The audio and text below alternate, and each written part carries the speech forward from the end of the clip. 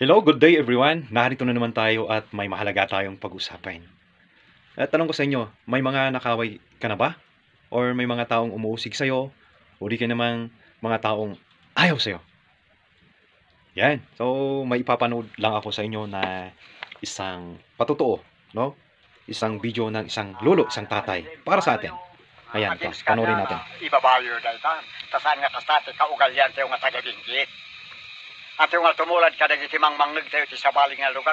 Mangag tayo dagiti atin arami ti kastana alas ti pakaisustoryahan da. No maipatuloy da ita nga plano yo isu ti mangdadaol iti madaydayaw nga panangyadadayo kada tayo nga peaceful. Ngam no maarami ti kasta di pa tumultulad tayo ti sa baling nga may tati may ibaga pusto daytan da kayo nga anak apo sabeng tayo ti dayta pa na atake awatin takit diti at tinulong takit diti pagka amu tayo nga paginbagan tayo. Okay. Ayun, no? Isang napakagandang payo ni tatay para sa ating lahat, no? Ito ay post ni Igorot Kingdom. Yan. Mga 3 days ago. Di ba? So, ang sabi ni tatay, tama na ang bangayan. No? Tama na ang away-away. So, magkaisa na tayo para sa ating lugar, para sa ating probinsyang Benguet. So, yun, no? Alam nyo, ito talagang pinakamahirap na gawin ng isang tao, di ba? Yung magpatawad, to forgive, to forget, no? Lalo na, pag sinaktan ka naman, no? Sinaktan yung family mo ng wagas, ng tudo, ay napakahirap talagang magpatawad. So talaga namang ito yung experience na nakikita natin, di ba? Na lintik lang ang walang ganti, no? Yung an eye for an eye or a tooth for a tooth or dayti man di bagbaga nga balis or balis sa local term natin. But ito po, lagi nating tandaan na tayo po ay isang Kristiyano, no? Na tayo po ay naniniwala sa ating Panginoong Hesukristo. Kaya't alam nyo, sabi po ng ating Panginoong Hesukristo sa Ebanghelyo ni St. Luke, chapter 6, verse 27 to 38, and I will read it for you. But to you who are listening, I say, love your enemies, do good to those who hate you, bless those who curse you, pray for those who mistreat you. If someone slaps you on one cheek, turn them the other also.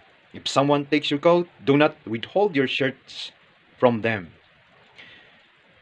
Give to everyone who asks you, and if anyone takes what belongs to you, do not demand it back. Do to others as you would have them to do to you. If you love those who love you, what credit is that to you? Even sinners love those who love them. And if you do good to those who are good to you, what credit is that to you? Even sinners do that. And if you lend to those from whom you expect repayment, what credit is that to you? Even sinners lend to sinners, expecting to be repaid in full. But love your enemies, do good to them, and lend to them without expecting to get anything back.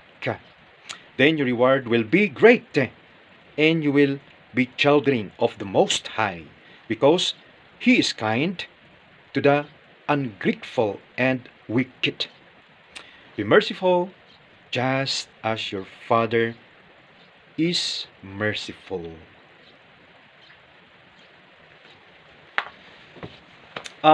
Napakaganda po yung binasa natin na Ebanghelyo, no? Kasi tayo po ay tinuturuan ng ating Panginoong Jesucristo na we forgive our enemies.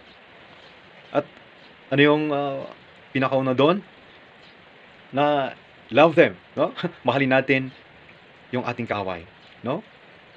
At yung pangalawa, do good to those who hate you. Ayan. And yung pangatlo ay pray for those who abuse you.